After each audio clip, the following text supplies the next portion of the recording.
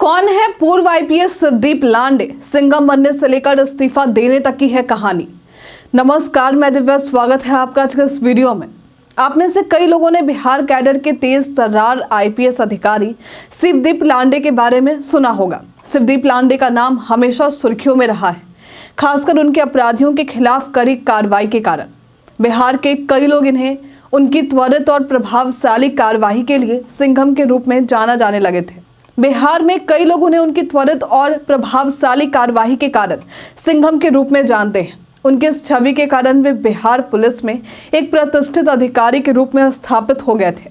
लेकिन अब कई लोगों के बीच ये चर्चा का विषय बन चुका है कि जब उन्होंने आईपीएस की नौकरी छोड़ दी तो वे अब क्या करेंगे। हालांकि अब तक इस बारे में स्पष्ट जानकारी सामने नहीं। तो चलिए सबसे पहले आज जानते हैं शिवदीप लांडे के परिचय को। शिवदीप लांडे का जन्म 29 अगस्त वर्ष 1976 को महाराष्ट्र में हुआ था। वे 2006 बैच के बिहार कैडर के आईपीएस अधिकारी हैं। उनकी पहली पोस्टिंग मुंगेर जिले के जमालपुर में डीएसपी के तौर पर हुई थी। इसके बाद उन्हें कई महत्वपूर्ण जिम्मेदारियां दी गई, जिनमें वे अररिया, पटना, रोहतास और पूर्णिया जैसे जिलों में एसपी के पद पर कार्यरत रहे। उनके द्वारा किए गए कई कदमों के कारण उन्हें बिहार में एक सख्त और ईमानदार अधिकारी के रूप में पहचाना जाता था। शिवदीप लांडे का कार्यकाल पुलिस विभाग में हमेशा प्रभावशाली रहा है। 2015 में पटना के सिटी एसपी के तौर पर तैनात हुए उन्होंने एक भ्रष्ट पुलिस अधिकारी को रंगे हाथ पकड़ा था।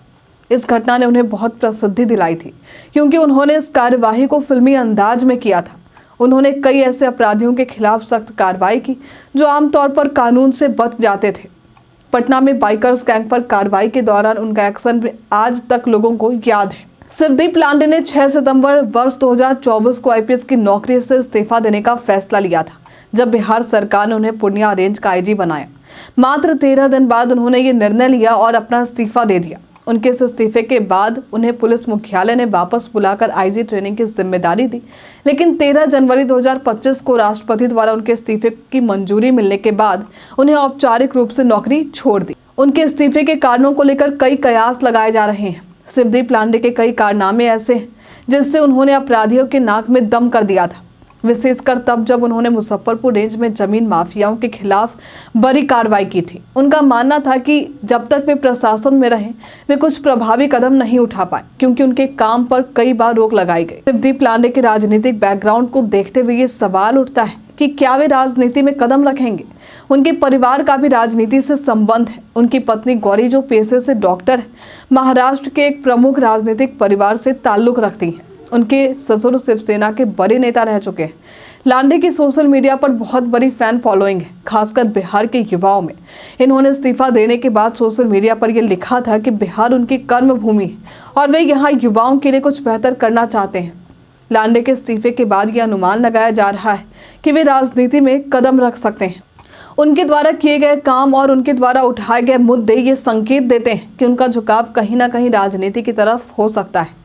हालांकि फिलहाल स्पष्ट रूप से कहा नहीं जा सकता। सवाल यह है कि वे किस दिशा में आगे बढ़ेंगे। क्या वे राजनीति में शामिल होंगे या फिर वे किसी अन्य सामाजिक या व्यावसायिक क्षेत्र में कदम रखेंगे, ये देखना होगा। लांडे के फॉलोअर्स की उम्मीदें इस बात पर टिकी हैं कि वे युवाओं के बीच कुछ सार्थक कदम उठाएंगे। आईपीएस की नौकरी छोड़ने के बाद शिवदीप लांडे का भविष्य किस दिशा में जाएगा, ये तो अब वक्त ही बताएगा। तो आज के लिए फिलहाल इतना ही। आपको शिवदीप लांडे कैसे अधिकारी लगे? आप शिवदीप लांडे को लेकर क्या कहना चाहेंगे? हमें कमेंट में लिखकर जरूर बताइए। हमारे साथ बने रहने के लिए आपका धन्यवाद।